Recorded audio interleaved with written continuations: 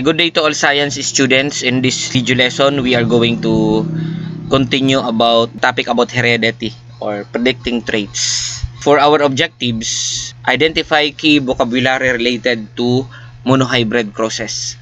Explore how traits are inherited in humans and animals, and explain how traits are passed from parents to offspring using a Punnett square. For our activity, let us answer these questions. Number 1. The grid used to predict how traits are inherited. So you have to rearrange this rumbled word. Okay, the answer is Punnett square. Number 2, a version of a gene, either dominant or recessive. Okay, that is allele. The genetic makeup of an organism using letters. For example, capital letter A combined with small letter A, or combination of small letter A. Okay, that is genotype. A pair of different alleles, that is heterozygous. From the word itself, yung sa number for homo, that is one kind of allele, same alleles. So dito naman hetero, the combination. Okay, number 6, a gene that hides when a dominant allele is present. Okay, that is recessive allele. A gene that expresses itself even if only one copy is present. Okay, that is dominant. A characteristics like eye color or height. Segments of DNA that controls traits. Okay, that is gene. What you physically observe, like having dimples or not. Okay, that is phenotype. For discussion, predicting traits using monohybrid crosses. So have you ever wondered why you have your mom's dimples, your dad's curly hair, or why your friend has brown eyes while you have blue eyes? Yun yung mga traits na natin sa physical, or that is the phenotype. Ano yung nakikitang appearance sa atin. So have you ever heard an elder say, namana mo yan sa lolo mo? You inherited that from your grandfather. So traits such as eye color, hair texture, height, or even skin color are passed down from parents to their children. But how?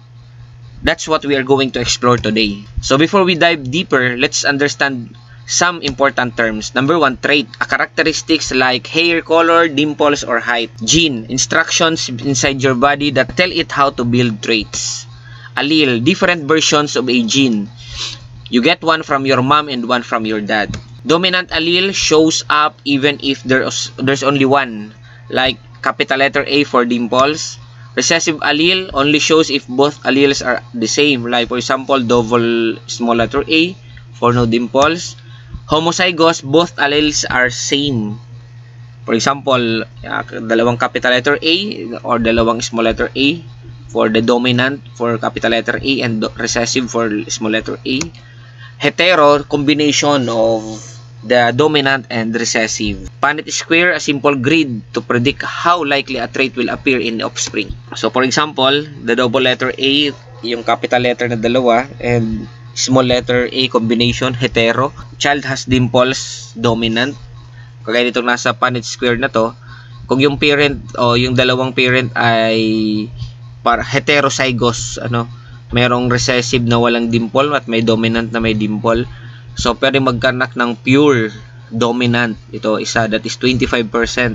So how traits are inherited? Paano ba namamana yung mga physical appearance? Traits are passed from parents to offspring through units called genes. Yan. Kaya tinatawag na genetically inherited. Genes come in pairs. One comes from the mother, the other from the father. Genes have different versions called alleles. Example, a gene for eye color may have an allele for brown eyes and an allele for blue eyes. Okay, what is dominant and recessive? So if an allele is dominant, it will show its trait even if only one copy is present. Example, brown eyes. If an allele is recessive, both alleles must be recessive for the trait to show. Example, blue eyes required 2 blue eye alleles. So pag sinabi natin recessive, ito yung nakatago lang na genes na lalabas lang siya with a combination of 2 recessive trait. Unlike dun sa dominant, only one, lalabas na siya as phenotype. Pag sinabing phenotype, ano ba yung appearance, ano yung itsura?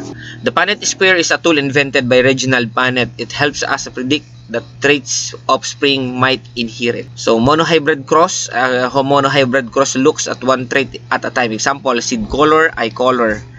Example, let's predict eye color. Let's say the capital letter B, the dominant, is the brown eyes. And the small letter B, the blue eyes, which is recessive. Again, yung dominant, yun yung nakikita kaagad. Yung recessive, ito yung naka-hide or hidden traits pero nasa atin. If we cross to heterozygous parents, pag sinabing heterozygous, a combination of the dominant and recessive. Yung homo kasi, pwedeng pure dominant, pure recessive.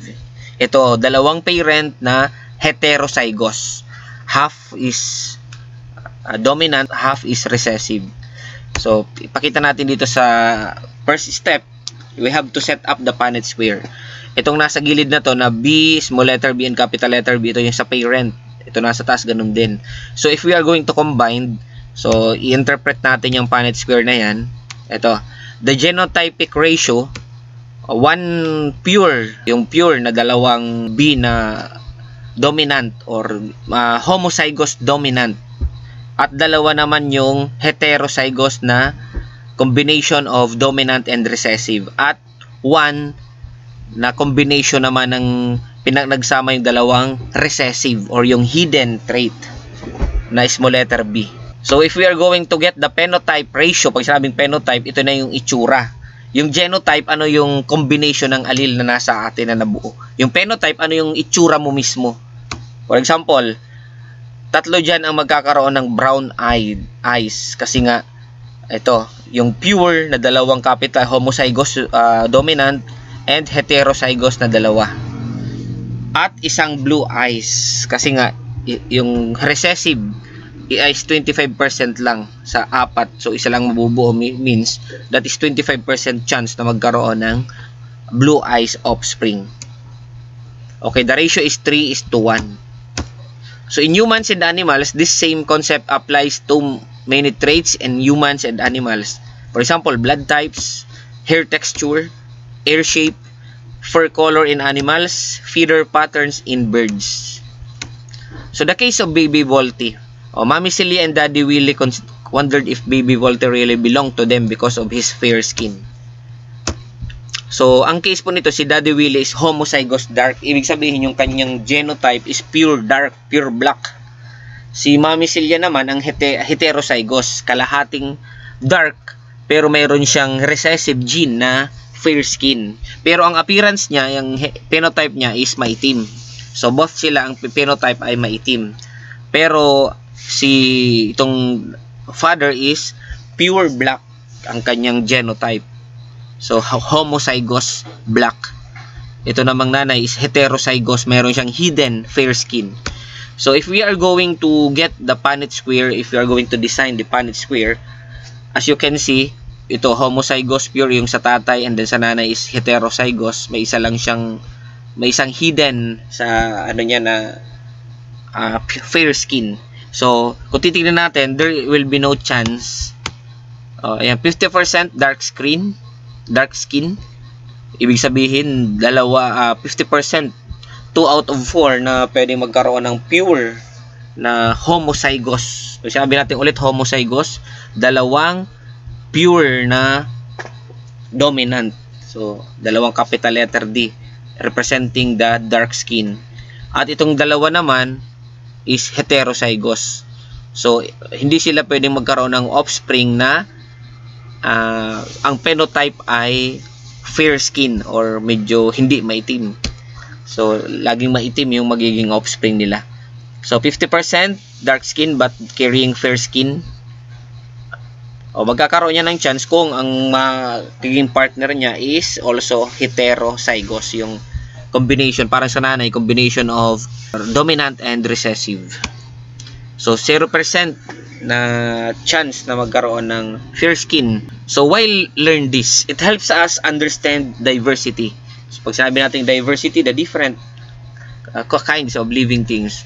Why no two people look exactly the same? Even siblings, kahit nga magkambal, magkaiba pa rin. That is because of the combination of the alleles or the genotype, the genetic makeup. It explains how hereditary diseases are passed. Hereditary disease, yung disease is namamana rin. So it teaches us the beauty of genetic variation and accepting differences.